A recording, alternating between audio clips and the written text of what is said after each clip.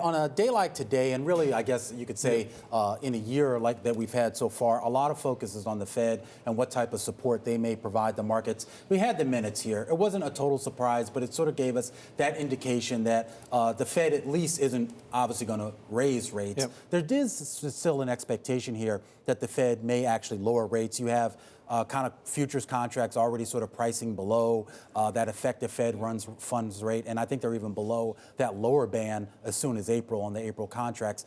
What kind of support do you think the Fed will give this market, if any at all, beyond what it has? Well, first of all, I'm a little skeptical of futures contracts in the Fed funds futures market because we know that the entire cash yield curve has been depressed by huge buying, both official buying and institutional buying. And if you push down that whole cash yield curve, it'll tend to bring the futures market down also. So it may not actually be a logical expectation. You know, my own view on the Fed is they probably won't do anything because, yes, the coronavirus is slowing the global economy, and I think there are genuine concerns about the Japanese economy, Chinese economy.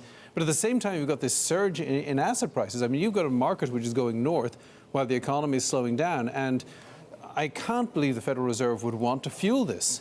It will get more. We're at over 19 times forward earnings right now, which is well above its long-term average. You really don't want to fuel this. But isn't there a sense, though, that they have to fuel it, that essentially the asset prices are so intertwined now with the economy that you can't really pull the rug But they're out? not intertwined with it.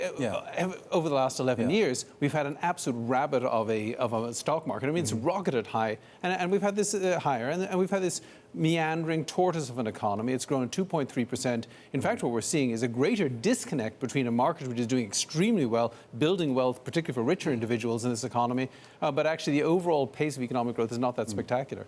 It's not that spectacular, but it's not bad. And if we were just looking at the economy from a pure data standpoint, at least right now, and maybe the coronavirus fallout will eventually cause a greater slowdown in the U.S., but at least right now, most of the data seems to look okay. Housing data, highest in, I think, 2007.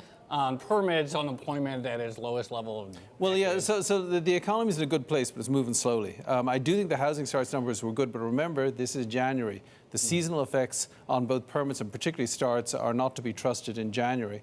But outside of that, if you look at retail sales, nothing remarkable there. I mean, you've heard a number of companies, a number of retailers are in trouble.